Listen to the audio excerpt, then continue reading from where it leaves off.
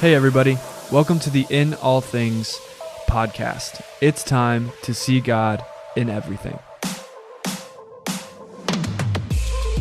What is going on, everybody? Welcome to the In All Things podcast. We're back with another episode. My name is Mitch Frost, and today I'm joined by the usual co-star. Co-star? I'm a star now? What do you want me to call you? Oh, I love Co-host? I Is have that never better? been called a star of anything. Have I? How would I know? I don't know. You seem skeptical, but yes, I am the co-star. Okay, and your name is? My name's Steve Markle. Okay, got it. Yeah, Yep. you Just making sure. Okay, good. All right. Well, here we are. Here we are. Last episode of our season. Last episode of season 4. Correct. And then we're going to have some special summer episodes, Yes. but we won't be back at this table on a weekly basis until probably end of August, September. So does that make you sad? It makes me sad, but excited because summertime is fun. A lot of trips and a variety, little spice in life. So, get to do some things that are different. Spice. You like Little that? spice I in know. I life. never said that in a while, but that's something that co-star would say. I'm excited because I feel like I've heard from a couple different people over the last couple weeks. I think because of the series that we're in as a church and everything that we've been talking about. Like I've had multiple people say, "Oh, we're finally getting into the podcast and listening to it every week and things like that." I've had easily 2 or 3 different people tell me that, and so it's exciting because I'm like, "Well, now we're about to take a little break, so you're gonna have plenty of time to go back and listen to everything that we've done as before." opposed to being a negative thing, like, "Oh no, you're stopping." If you just started, there's like 50 episodes to listen to. I think we're more than that, good bit more like than that. 70. I don't know. But like there's plenty of content to go back and listen to. They're all on Spotify or YouTube, wherever. But that's, always kind of fun to have, we're kind of building that library, if you will, of past episodes. And I would also say this, because I know we're going to run into it at some point, to all of you that are newer to this. Make sure you look at what we have talked about before, because I know that sometimes I've had people come to me and say, "You guys should really talk about this. You guys should really hit on this and do a deep dive on this." And I'm like, well, we have. It was a couple of years ago. And the thing about this too is it's just raw conversation, and we don't plan it very much at all. I mean, you have some notes, but we see where it goes. But it's funny because I was thinking about, maybe it was in our first year or first or second season, just some of the people that we even talked about, even pastors that we quoted. And now there's been things even about multiple people that I'm like, I probably wouldn't even quote them or talk about them now in a positive way, just because some things that have been come to light or in the news, or just their views on things that I don't agree with anymore. And so you always look at the date when you're watching an older podcast, like when did that come out? Because things change, right, in culture. But it doesn't take away from, maybe the good things that they have done, or maybe the reason why we were talking about them, or the quotes we were sharing about them. Right. It doesn't take away, I know, their like I'm not goodness that or type, anything.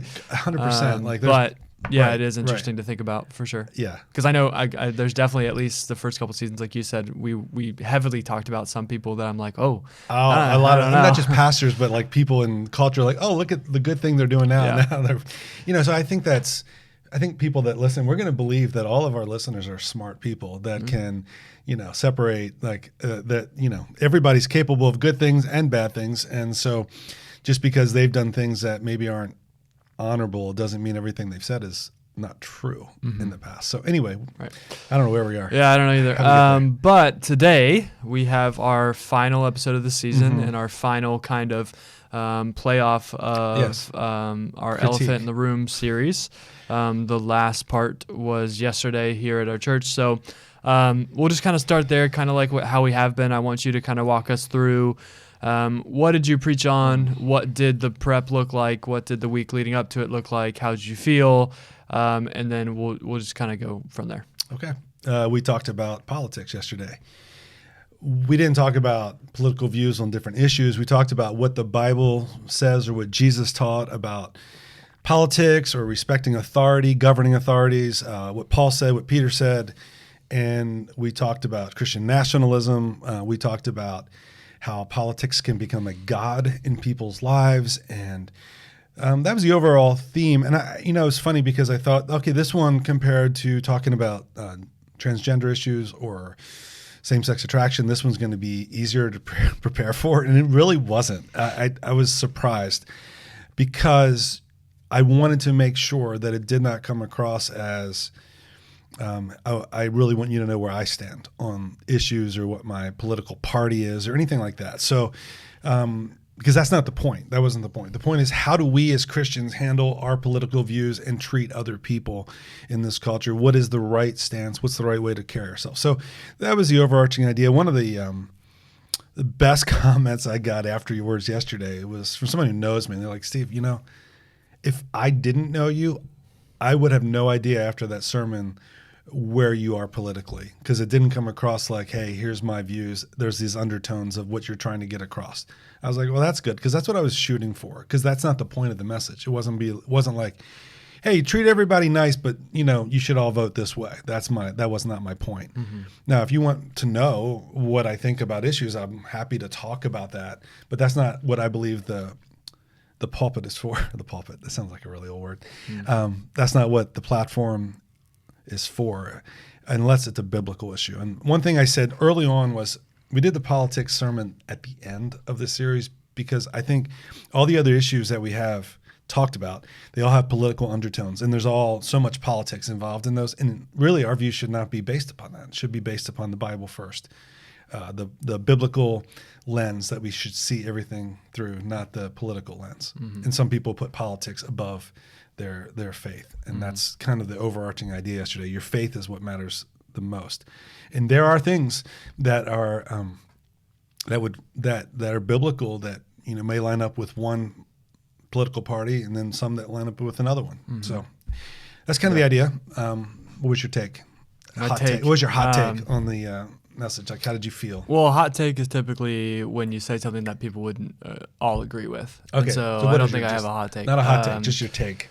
My take on the message is, I thought it was good. I think that's it's one that I think a lot of people probably felt conviction when they were listening to, but it's a hard one to disagree with. I think that there's some of the messages in this series where I think you split the room in some ways with some of the things that you said. This one, I don't think so. It was one of those ones where listening to it, you're like, oh, I should do better there, or I could, live better this way. But it wasn't like, I disagree with them. Like, I don't think there was too much of that yesterday. I think it was almost like a reminder for a lot of people of, oh, okay, yeah, I need to, take a deep breath or calm down a little bit in this area in my life, and maybe reprioritize some of the things. But I don't think it was like man, I disagree with you, Steve. Like, this is such a divisive message. It didn't feel that way to me. No, I think that's true in the sense that the other messages were more about deciding what you believe that the Bible says about those issues. This was more convicting about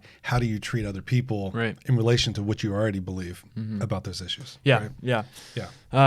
But yeah, I mean, that was the overall feeling I got from it, was just I think it served as a really good maybe re-anchoring to the Bible. What does the Bible say? What does Jesus say about these things? But it wasn't so much, like you said, here's where we stand, here's where Steve stands, here's how you should vote. It wasn't any of those things. And so I think it was, regardless of where people were on the political sides or leanings or in the middle or don't care or care a lot or whatever, I think it served as a good, kind of like maybe a hard pill to swallow or a reminder or something like that. So I think that was the biggest thing I got from it, was that's what I felt listening to it, was just like, okay. My biggest thing is that, not that people agree and say that was good, but that they actually realize that they might need to make some changes. That's the part that scares me, is that it's so easy to agree with a message like that, because I don't think it was that disagreeable. Like, you'd have to be like, okay, I really have a bone to pick with a certain thing you said, but to not agree that we should treat people the way that we talked about yesterday and have respect and all that. I do think the problem is that some people will think they're fine, and then they won't do anything any different. They'll still do the same things that they've always done in the way they handle their political views and the way they talk about it. So anyway. And what, difference are you hoping comes out of a message like that? I mean, if somebody's listening to that, regardless of where they are, what changes are you hoping they make, or what do you feel like needs to look different after? I think, the thing that we looked at was Jesus' prayer for unity. And I think that finding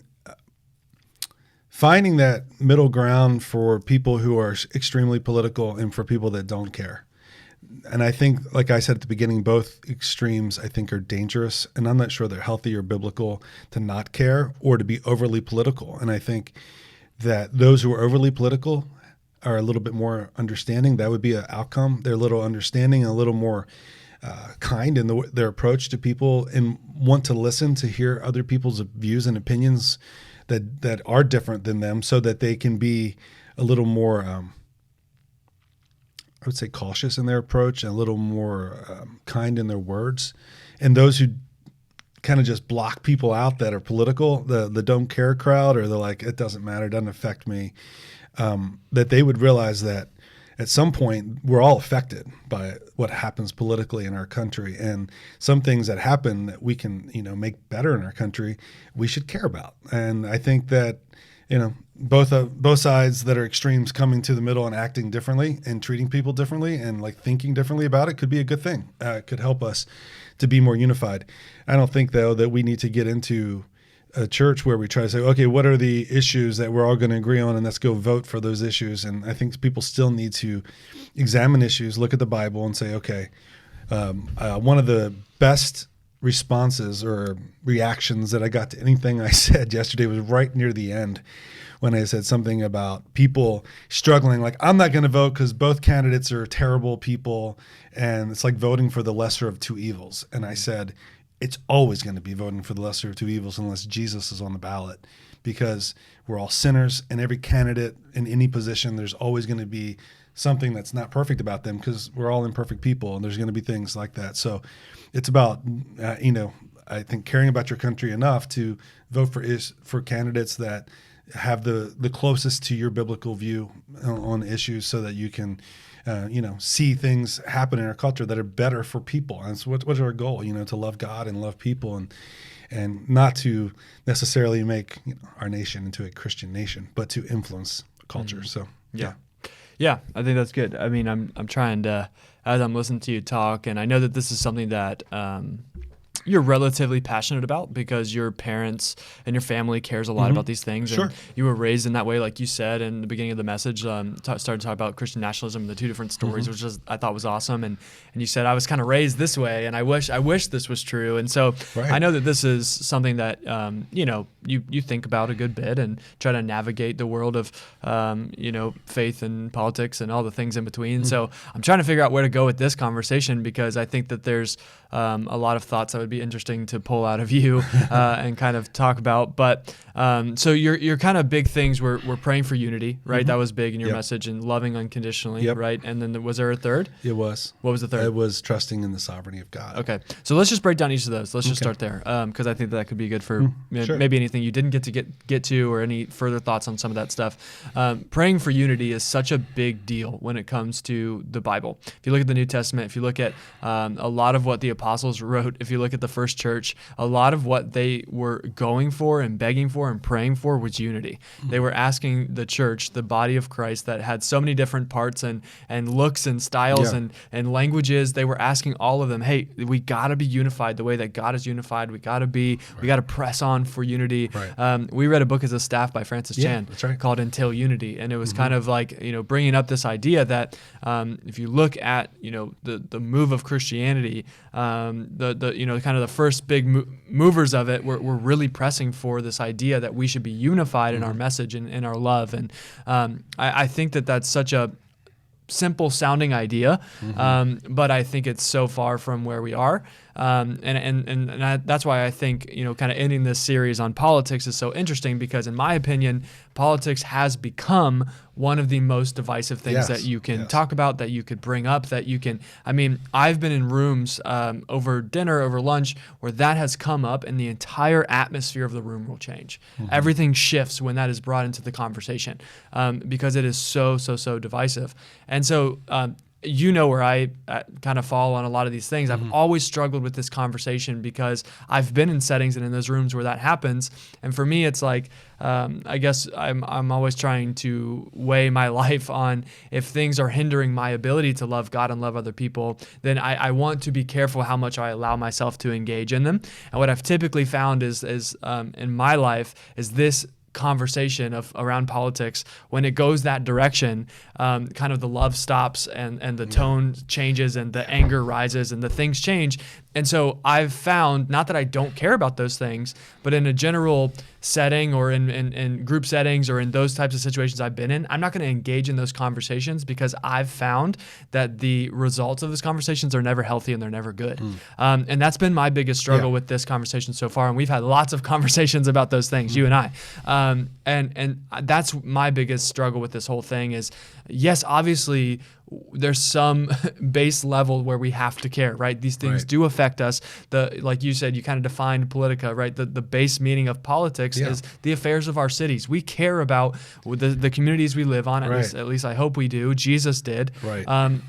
And so whether we want to admit it or not, we all have this, at least a little dose of caring about politics, right? Sure. I mean, yeah, absolutely. You care about, go ahead. But I think for me, that's where I've always struggled with this is when that flip kind of switches to, I forget who I was having a conversation with a couple weeks ago, but something relatively political came up when everything was fine and we were talking, and then something came up and things got a little bit loud and things got a little bit passionate. And what I always get bothered with, and Jared brought up something very similar when he was on the podcast for the 2-part worship episodes that we did, where people can get so fired up about sports, about these different things, and yet they come into a Sunday morning service and their arms are crossed and hands in their pockets, and they can't get excited or sing along with, the God of the universe and the truth about him, and they can't get excited when they read about, and that's what bothers me more than anything is that I think that politics has become, I think you said it in the message yesterday, this sneaky God, this sneaky idol where it's so easy to fall into worshiping it and giving yourself to it and pledging allegiance to it, and you don't even realize it. And it very quickly can replace your devotion to God, right? You should get just as excited and more excited about talking about, like you said, people being lost and being able to reach them and people in your lives that don't know Jesus and things like that. And yet 9 times out of 10, what I find with people in my life that I'm with and just people that I see on a day-to-day basis or week-to-week basis is politics. It gets people way more fired up and way more angry and way more us versus them than they do getting excited about, We've lost the art of a healthy debate. We have lost the heart of having the conversation where we don't agree and we can have a longer conversation where we actually listen to each other. Because I don't think, for example, like your generation and my parents are as far apart on what we actually believe than we think, but we don't talk. Because that generation can get so frustrated quickly because they don't feel like maybe the 2 generations lower is listening, and then you and your generation, not you, I'm not talking about you or accusing you, I'm saying they don't like the way or the tone that comes from the older generation sometimes of, it's almost like a put down, like you're so young, you don't get it, you don't understand, or you don't love America, that type of thing. So because of those tones that are underlying so often, we don't have healthy debates and discussions. And you referenced that we've had a lot. We have, and we are able, you and I, to have healthy conversations and long and we ones. Disagree. And we've disagreed on ways. things. Yep. There's things we disagree on. Deep down, we both follow the Bible. And, sometimes it's not necessarily like this is a Bible disagreement, doctrinal. It's just an approach to something. And some of that is generational. It's we see things differently because we're the age difference too, right? So there are people at your age that love politics, that are really into it. But I do think it's less percentage-wise. For sure. But I just wish we could get to where we listen to the other person. And then we dig deeper, because I think surface level, you might have answers, I might have answers, my parents might have. We're using them generality, but they care. And it's like, I think even in your own circles, you could have debates with people your age, and there are people that will say statements in this world today. There's one-liners, there's statements that they hear from what they've been told, whether it's in college or whether in their world of social media. And then when you press in, they can't back up their answer at all. And then they get frustrated and angry and they shut down. And then maybe if you're the one with the answers, you're pressing, and then it's just like this tension, and then nobody wants to talk about it anymore. Yeah. And that's where I think we all get frustrated, is when we can't the people that we're talking to don't have good answers to back up their points and just want to say statements that aren't verifiable. And anyway, I think when it comes down to it, I think we need to be able to know what we believe about things. I mean, we should be able to articulate how we feel about the bigger issues in the world. And I think you said earlier, like that I like to care about this stuff. I'm not at that level where I'm obsessed with it, with politics, but I feel like it's my responsibility to know what's going on in the world. If I'm going to be a relevant pastor, I need to know what the issues are in our country.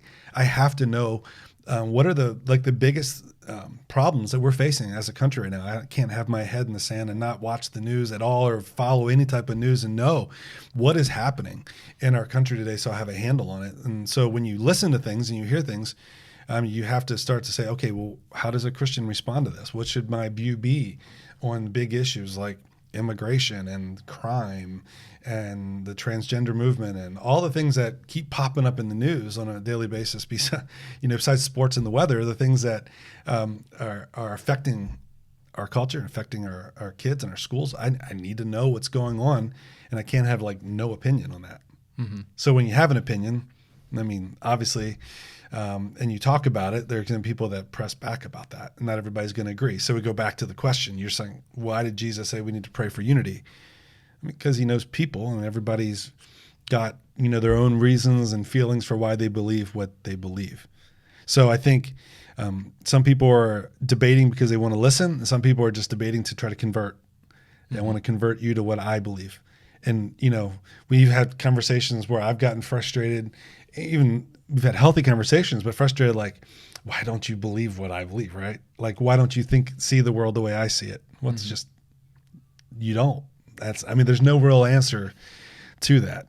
But kind of the bigger thing that you're saying is just because we've arrived at that conclusion, just because other people might arrive at that conclusion that you don't see the world the same and you're not going to agree on every single point, shouldn't stop the conversations themselves. That's kind of what I hear you saying is that shouldn't take away from the fact that we just never have conversations then because we may not see eye to eye perfectly. And I feel like where our world has gotten to, especially in the politics conversation, is we'll just never have those conversations then, right? I mean, the stories of people that haven't talked to their family since 2021 or 2020 when things happen politically, that's I can't believe that's where we are, right? But that's a very real reality of where we live because we'll never just perfectly agree or we won't have this buttoned up awesome conversation. We're just never going to have it and we're just going to hate each other the whole time. That's very, very, very unhealthy. Yeah, it is. And then it's like, but the whole, like the thing I said at the beginning, like the two things you're not supposed to talk about in settings that can cause issues are religion and politics. And I know that in my extended family, there are obviously people who are conservatives and there's people who are more liberal and they're Republicans and Democrats, and there's been family meals where it's like, oh my gosh, and things that I see both put on social media, I'm like, it's probably better that when we are together that we don't talk about the hot button issues because both sides are not going to agree, and that just could cause more friction than it can cause love and unity. So sometimes there's issues that you're not going to convince the other side about, and they're not going to convince you about. And so maybe they aren't things that we should focus on anyway. There's times that have a healthy debate, right? And there's times when it's like, is it worth it to have a healthy debate? Maybe we should focus on the things that bring unity, right, together. Like we talked about, like the law of Christ, like the way we treat people, caring for the poor, caring for the hungry, the things, like I said, that bring us unity as a church. Like when we do outreach, we don't focus on let's do outreach to Republicans or Democrats that are hurting. It's always about a need that would be hopefully something that would touch the heart of God, and it's something that Jesus would have cared about. Does that make sense? Yeah, and it feels like we're bouncing all over the place with this conversation, but that's okay. But I think that's another thing that bothers me so much, and this might step on some people's toes, and that's okay because it's a personal conviction that I have too.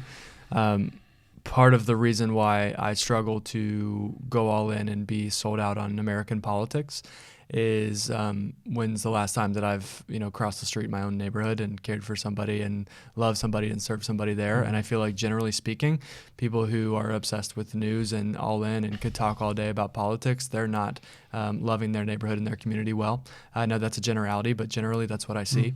Is they're so into, well, we got to care about politics because we got to care about our community. We got to be educated on what's going on in our world and the problems that are facing us. And then they're not actually being the hands and feet of Jesus at all. They're having those conversations. They're loud about it. They can talk all day long about policy and why they vote what they vote and why they love their politician. But if I sat down and said, when's the last time you've, gone and served somebody who needs help or brought something to your neighbor or helped or had a conversation about, how much you love somebody or whatever, I don't know the last time I've done that. And I think that gap between those two things bothers me so much because we say you should care so much about politics because that's the affairs of your world and the affairs of your city, and you've got to be knowledgeable about what's happening, and we got to care for those in need and those on the minorities and all those things, but then we don't actually do any of it. Watching news is never going to move you towards caring about somebody or loving somebody better, generally speaking. I hear you. It's actually going out and doing something, which 9 times out of 10, the people who are bought all in and sold all out on politics don't do any of those things, and that's where I get bothered. I hear you, and I think you are making a generality, and because I can think of people that I know that care about politics that get involved in every outreach potential that we do or option, and they care about their neighbors and they love people and they do kind things for people regardless of their skin color or anything else. So I think it's not impossible to care about politics and also, as a Christian, do the things that you should. That's why I'm saying generalities. Yeah, generalities. So but you're also talking about personal conviction too, about how you feel and how your personal behavior and what you need to do more of. But it's like saying we can't do both. It's like saying, well, you're not saying like, I'm not going to have an opinion or vote or anything because I'm not treating my neighbor as good as I should. I think there is an order of operations. Yeah, I do. Yeah. I mean, why are you going to try to move the needle in the grand scheme of America if you can't, love your neighborhood well?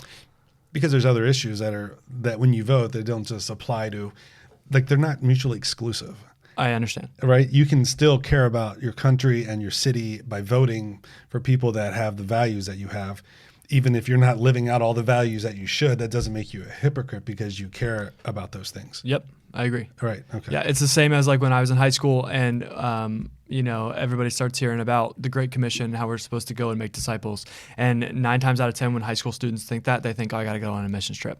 Right? It's immediately big picture. I got to go somewhere. Right. I got to cross the ocean. I got to go. And I remember, I don't know if it was at a summer camp or what, but I remember like, yeah, that's great and all, but when's the last time you've crossed your street? Oh, absolutely. Right? Yeah. Like I that's kind of what I'm hitting at here. And that's where I always get stopped in this conversation is, yes, you can educate yourself and do all the things politically, because you think you're serving the big picture America.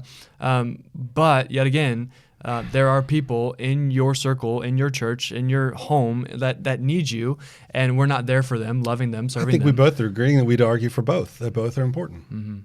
We can't. I don't think one cancels the other. No, I don't think it does either. I think you should care about both and should be doing both, not in word, right, but in deed.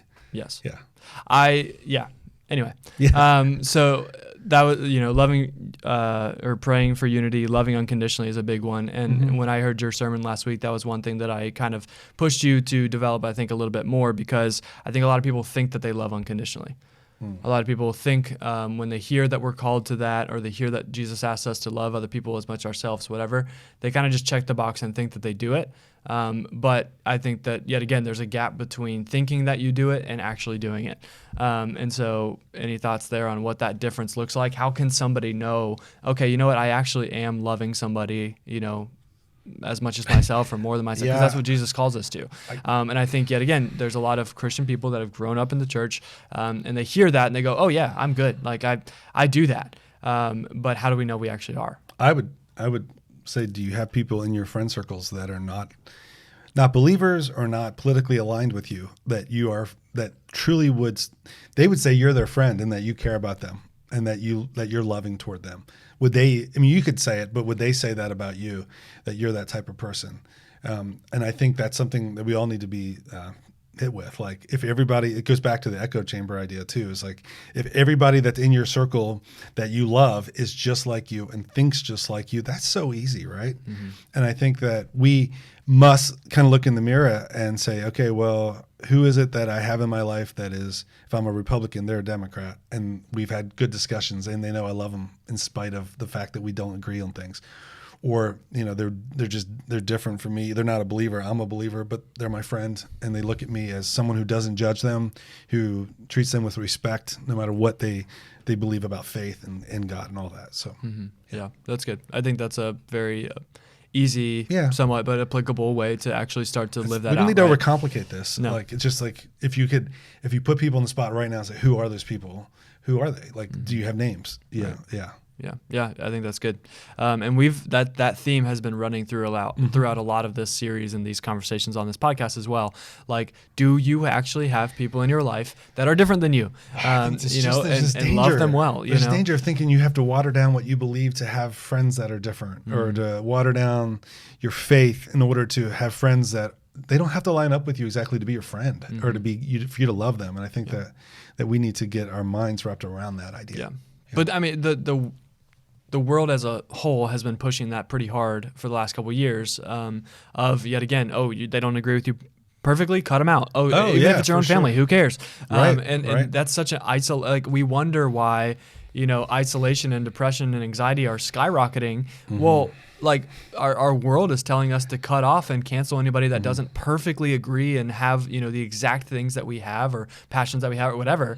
And that's so like dangerous in my opinion. I think you cross a line where you cut so many people off or you isolate yourself so much that yet again you're living in a bubble or an echo chamber and you're like, oh, everybody must just think the way I think and anybody who doesn't is terrible and awful. And then at some point you mature enough to realize, oh, that's actually not how the world works. There's people that maybe disagree with me in every form of the word, and yet they're really awesome people, and we have really good conversations, and we can be calm and polite. And it's just crazy how big your world gets when you look outside of people who just exactly vote like you, look like you, talk like you. Like, it's just interesting when you can kind of pick your head up a little bit. I just think this crazy thing about politics is we talk about it being divisive between like the two major parties that we have in our country.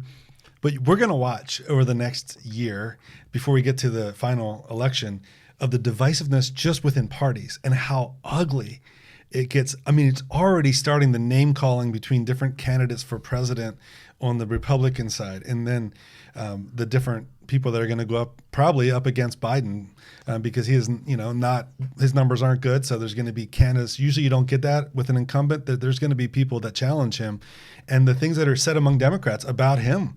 And it's so ugly, and the name calling. So there's not even unity within the same group that have the same basic ideals. Yeah. And so, I mean, you correlate that to Christians, and within a church, it's not going to be the same. We're not all going to think the same about. So we have to strive to find things that we agree on and listen to each other and learn from each other, but doesn't mean change your views. But yeah. I think that's why, maybe this is where we'll end this whole conversation, but I think that's why distinguishing between keeping the first things first and allowing the second things to kind of just, I don't know if you've ever heard, I know this is a big thing that C.S. Lewis talks about, is keeping the first things first, right? We've talked about this on this podcast with absolute truths, with the universal things that really matter. Keep the first things first. Like, okay, I know that Jesus died for me. I know that, I'm going to heaven when I die only because of Jesus. I know I'm going to keep the first things first, no matter who I'm sitting across, no matter who I'm talking to. Right. I know that I'm called to love God, love other people. So I'm going to keep that first thing first. And everything that I do, I'm going to live from that place. And then everything else, all the other debates and conversations you could have, whether it be about Bible stuff, okay, was the world created in 7 days, or was it much longer, or political stuff, or is it this side or this side that actually shows Jesus better? Should we vote this way on this issue? Should we do this? Should we care about this? Should we not? But as long as I keep the first things first, right? And I have people in my life that are also keeping the first things first. We could disagree on a lot of other things. Right. We could be very different in our approach to a lot of other things, but as long as we have what matters at the top of our priority list, we're going to be okay, and we're going to make it out the other side. Right. I can love that person well because we're seeing eye to eye, at least on the things of eternity, the things that matter a lot. Yeah. And then everything else that kind of comes into life based on, hey, you're this old and I'm this old, and you were in this generation, I was in this generation, or you saw things this way and I didn't, and I have you ever seen this, and everything else that comes its way with just being two different people living on planet Earth, that's okay because we have the first things first. And I think that's a really, really important distinguishment that can be made in this kind of conversation, and all the conversations we've had in this series so far is, your close relationships, people closest to you, should at least have the first things first. That's how you have, a good relationship in your life as somebody who's also, in love with God and moving towards those things. But everything else outside of that, there's actually room and grace to have those conversations and learn from those people that you love and grow and develop. That's all good. Like if we think that we have it all figured out, or a party has it all figured out, or some side we find ourselves on has all the answers, I think we're gonna kind of be hit upside the head when we get to heaven and realize that we don't have all the answers, right? And so I think keeping the first things first, allowing those to be the utmost importance in how I talk and how I act and how I think and how I treat people, and then allowing all the other things to come into conversations and making room for disagreement and allowing those things to happen in a loving way. I think that's the way that we're actually supposed to do life with other people. Right. I think it's kind of this balance between the two, right? I could name names right now. I'm not going to. Of people that I very much disagree with in forms of how they vote and how they live and how they see the world politically. And yet they're in my home pretty much on a weekly basis, having dinner with me at my table in my home with my kids and my dogs and my family and all these things. And we're loving each other so well. And then we're getting into these conversations about where we disagree. And we leave not loving each other any less than we did before. Right. And there's multiple people in my life like that, family members like that I disagree with pretty much on every issue. And yet I can sit there and we can have a family gathering and we could get into some of those conversations and we're going to love each other well. Right. And it's just because the first things are the first things. The main things that matter most and when this world passes away are going to continue to matter, are really, really going to matter.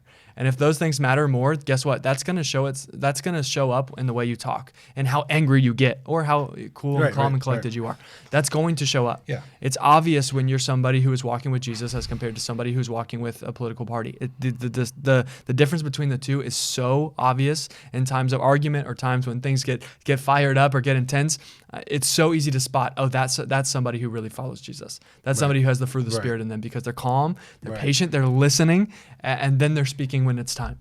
Right. And I have so much respect for those kind of people. Yeah. Because you see the opposite. Somebody who is a Christian, strong Christian, devout Christian, always at church, and then those kind of conversations come up, and they are saying horrible things about the other side. They are just dragging the other person down or the other party down. Right. They are just throwing people out under the bus, all the things, and it's like, whoa. I thought that they were interesting. Right. Right. And I think if the first things are truly first in your heart, it is obvious. Right. It comes out in these disagreements, right? It comes, all day long. This is something that's a biblical principle too. I can sit in a room, people that agree with me completely. And I'm not going to be tested that much. I'm not really going to be stretched that much. All day long, I can look like the best Christian in the world if I go to a church, if my family, if my friend groups all agree with me. I can look awesome because I'm never going to be pushed. I'm never going to be stretched. And I just never have to be angry or deal with anger. So I just look great and calm and loving all the time. But when you actually put yourself in settings where people disagree with you or people are different than you or younger than you, older than you, whatever, and you can still be that same person. Right. And you can still be loving and calm and patient and kind. The patience and all part things. is, I think, the challenge. Right? I think that's a big factor. Because I think I see sometimes people shut down real quick. And like when somebody says something they don't like, instead of like trying to have a loving response to dig in to try to calm them down, they just like, oh, they're too riled up. It's hard though. It is hard. And you never know how people are going to go with it.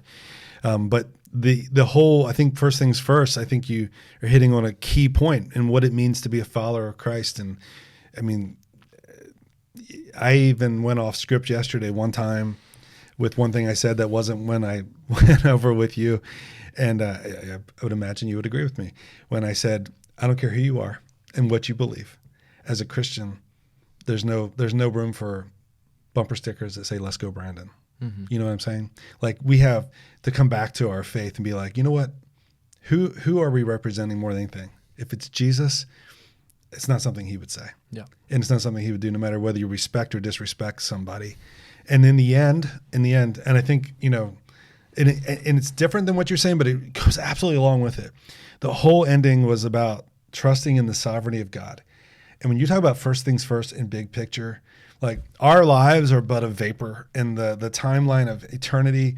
We're just this blip in this timeline, and we don't know how many years we get, right? But the whole idea of living that blip the best that we can, that dash as much as we can, in the end, I know a lot of people that loved politics and care about it, but when they're at the end of their life and they know that, or they got cancer and their time is short, they're not talking about politics anymore. Doesn't matter. Yep. It's who do you love in terms of your family and your love of God and Jesus, and that's really what matters, and that God's in control of the big picture. And like I said at the end, like no matter who wins the election, I don't freak out. I mean, like, I might be disappointed. I might think, wow, that's surprising, or that's going to sting for my taxes or whatever, however I think it's going to affect me in our world. But I don't like, oh no, the world's caving in, like all the extreme things that people might say, it's like, they're going to shut down your church. They're going to do all this stuff, like, you know what? God's in control, and his purpose will prevail. The Bible says that. So I rest in that. And I want to do the best to influence culture as a Christian, as a pastor, for the glory of God. I want to influence culture. I want to influence it for the sake of my children and grandchildren and so on. But that's all I can do. And then I, live my life loving others, loving God, and, let the chips fall where they may. Mm-hmm. I heard this the other day. This might be a good political picture for us to end on. Mm-hmm. But it was a podcast I listened to, and they were talking about, have you ever wondered why there hasn't been a World War III yet? Because with all the crazy political leaders that we've had, not just in America, but in the world as a whole, have you ever wondered why there hasn't been a World War III? And the person they were talking to was like, no, I guess I've never really, considered it. And they're like, you really think that just by chance we haven't had somebody send a nuke or start something that started a World War III? And they kind of got into this whole idea of what ambassadors do. What ambassadors do is they go to those countries, sit down and have calm, polite conversations of why a World War III is probably not the best move. And they weigh out all the options of, hey, don't do this, because if you do this, we're going to go here. Yeah. And if you do this, it's going to end up here. And they calmly sit down over tea or over lunch, and they have conversations with these political leaders and say, hey, I know so-and-so over there is saying this. I know they're loud and I know they're doing this, but let's talk about this. Let's talk about let's weigh our options. Let's slow down. And you know what we're called? Ambassadors of Jesus. That's what Paul calls us. That's cool. We're ambassadors of Christ. That's right. What we are to the rest of the world is ambassadors. Yeah. We're representing that home country. We're representing Jesus. Yeah. But we're called to be an ambassador of him, of politely have those conversations with the world, of slow down, of say, hey, I know we're freaking out. I know this might be represented wrong, but let's look at the pros and cons. Let's weigh this out. Let's look at let's talk through this. And I think that's such a beautiful picture of what we're supposed to do. Yeah. We're not we don't have to be the ones that are screaming, and we're actually just supposed to be. Big picture, destroying each other, and calming destroying down each other isn't going to get us anywhere, right? I mean, not as a country with another country, but as people with people that don't believe like us, destroying each other. What it's accomplished by that? Not much. Destruction. Right. Painful. Yeah, right. Costs a lot to clean back up, probably, there's right?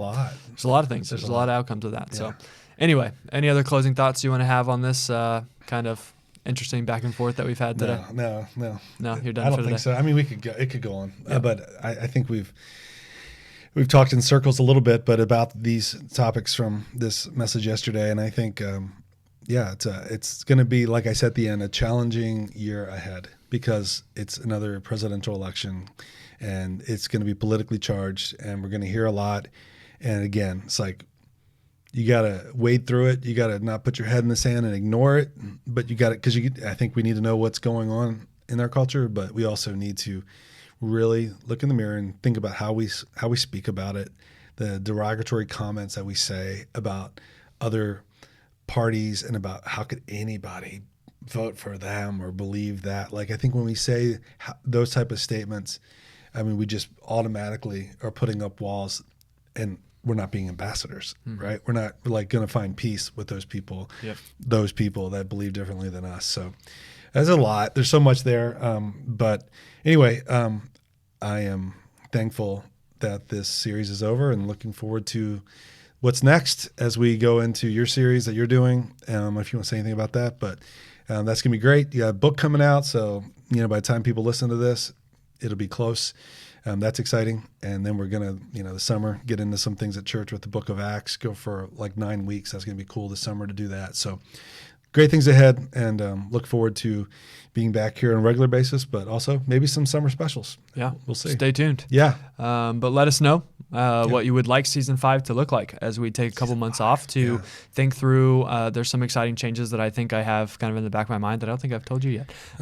So we're going to kind of work through some of that stuff. But if you guys have anything that you would like to see on this weekly podcast, topics or conversations or just things that we could do different, segments, we're open to really any direction. And so kind of let us know what you guys would like to hear. We're going to take a couple month break from this weekly routine, but we'll be excited to be back. in August or September on season 5. But that's a wrap. That's a wrap. Season 4 of the In All Thing podcast. We will see you later.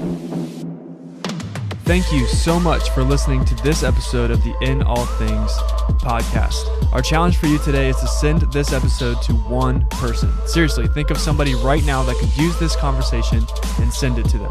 If you have any questions, feedback, or topic ideas, please send them to podcast@sycamorecreek.org, and make sure you follow us on Instagram and Facebook at Sycamore Creek Church so that you can always see what's going on in our world.